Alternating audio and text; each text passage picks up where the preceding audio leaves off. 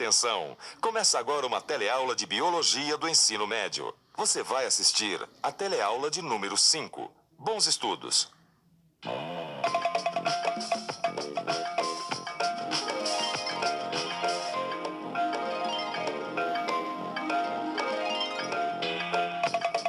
Mãe, você disse que ia me ajudar. Oh, tá bom, mas você podia ter arrumado um namorado menos complicado, né, filha? Mãe, é amigo, né? Por enquanto. Sei. É que ele foi criado no interior, sabe? Leitinho da vaca, pãozinho caseiro.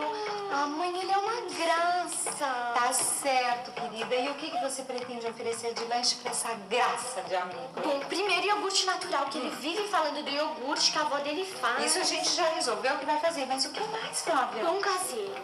Ai, pão caseiro, tá. Então vamos fazer o seguinte, pega a leiteira aí embaixo, põe esse leite pra ferver, tá legal? Você vai me ajudar. Pois é. Hoje você vai conhecer algumas receitas caseiras. Vai aprender como se faz iogurte a partir do leite. Vai ver que o que faz o leite coalhar é uma substância produzida por um micro-organismo chamado bactéria. Você vai aprender também uma receita de pão caseiro e ver que a massa do pão cresce por causa da ação de outros micro-organismos, os fungos.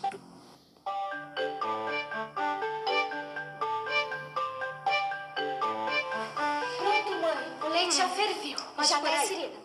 Isso, agora deixa esfriar mais um pouquinho, porque se ficar muito quente não dá certo. Agora você vai pegar um pote de iogurte natural, isso, e misturar no leite já morno. Isso mesmo, um pote de iogurte pronto com leite morno. Mistura bem. Aqui com o leite. Isso. Vamos ver se vai dar certo. Põe todo. Aí agora, depois de misturar bem, você vai deixar repousando na tigela por no mínimo 6 horas. Mas é preciso de iogurte pra fazer iogurte? Para que o iogurte fique com o gosto desejado e com a consistência certa, você precisa prestar atenção num detalhe muito importante. O iogurte que se mistura ao leite. Ele deve ser do tipo natural e deve ter dentro dele todos os responsáveis pela transformação do leite em iogurte. As bactérias.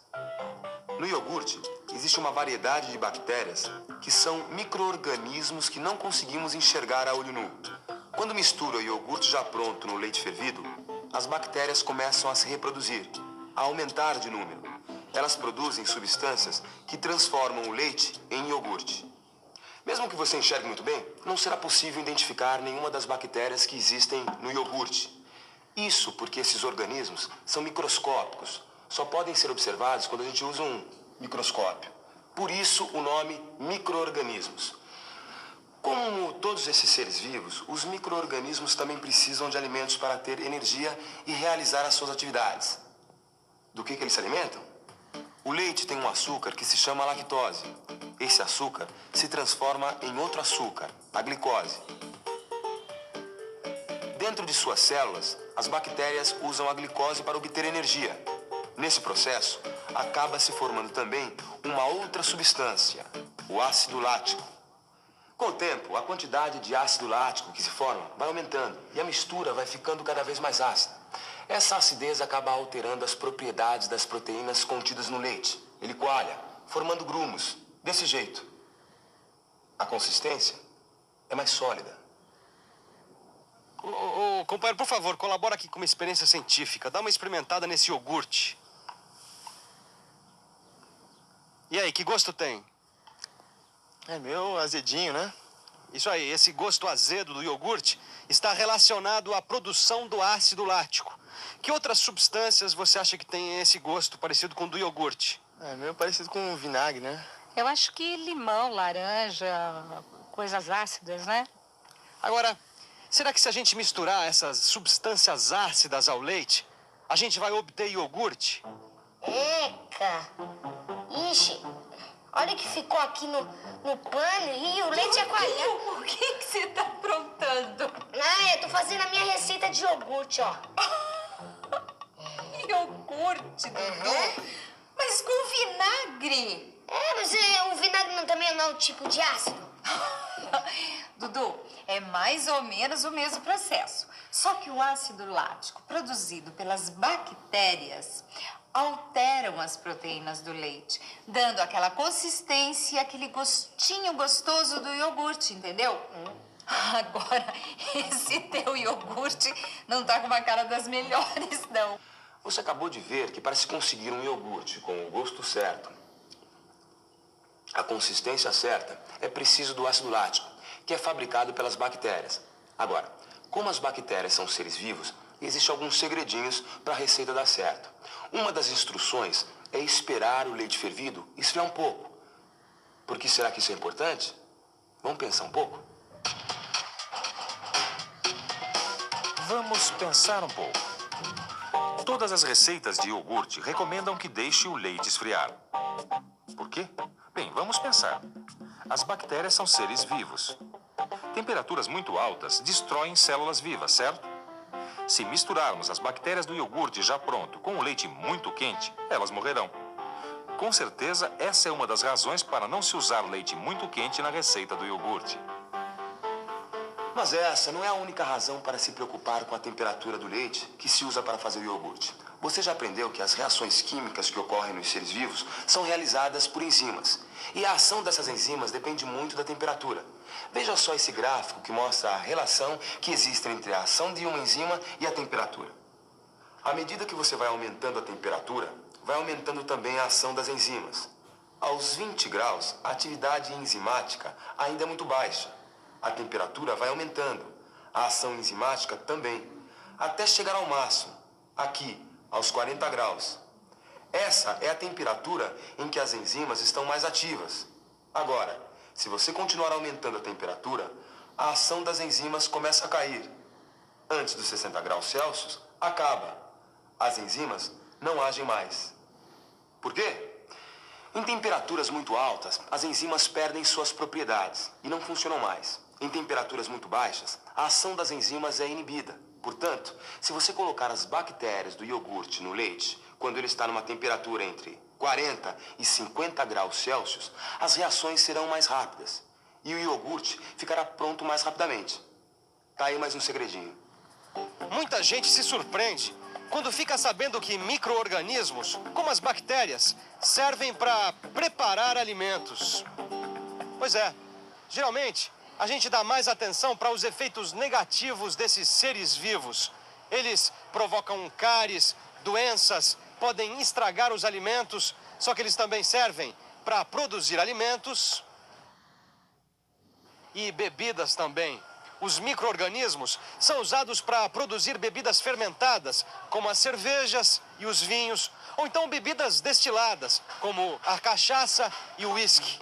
Saccharomyces cerevisiae é um micro-organismo responsável pela produção de bebidas. O pão também é feito com a ajuda de pequenos seres. O fermento biológico é formado por esses fungos microscópicos. Olha só que sujeira. O Dudu apronta as artes dele e a gente que tem que limpar. Ele conseguiu sujar até o chão, acredita? E eu que não faço pão caseiro desde que eu era menina, quando minha mãe me colocava na cozinha para ajudar. Ai, mãe, para de reclamar. Ai, Vê tá se bom. não tá faltando nada. Então vamos lá.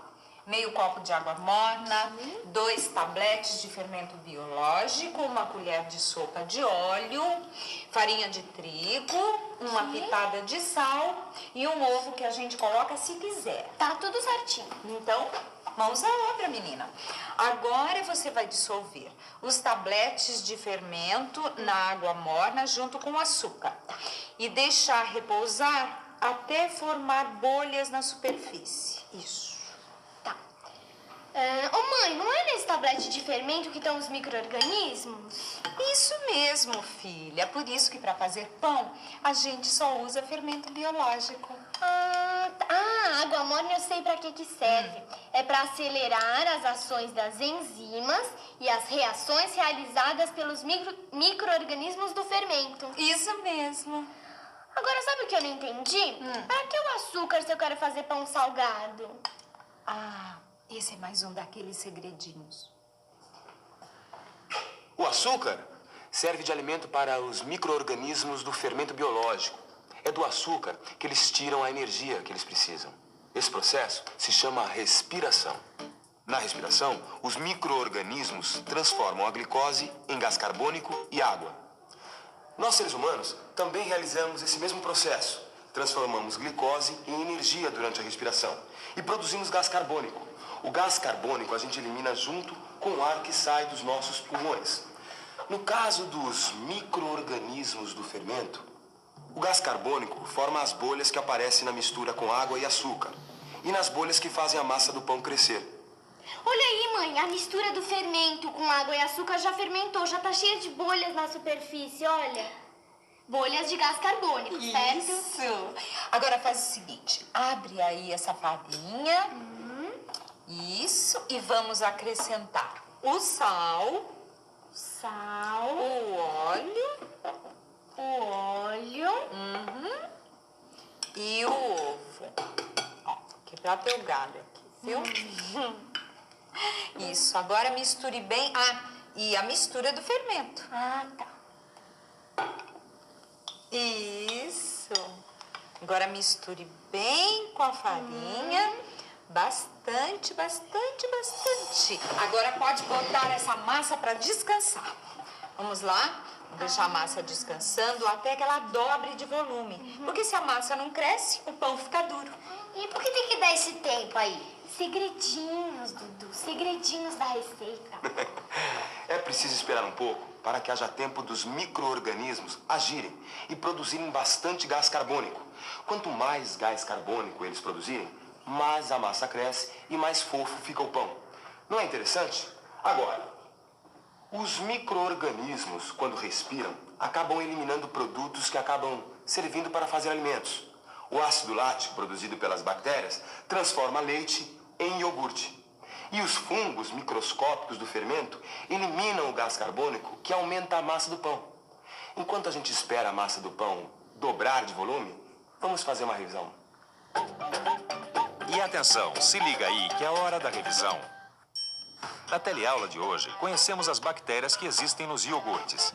Vimos que elas usam o açúcar do leite, a lactose, para respirar e obter energia. Nesse processo, acabam produzindo uma substância ácida, o ácido lático, que transforma o leite em iogurte. Nós vimos também a influência da temperatura na atividade das enzimas e conhecemos a temperatura ideal para que a transformação do leite em iogurte aconteça mais rapidamente.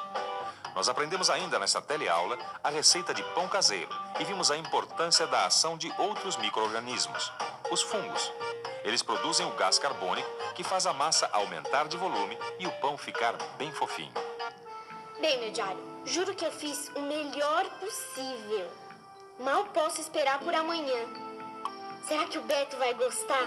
Ai, depois eu te conto. Tchau.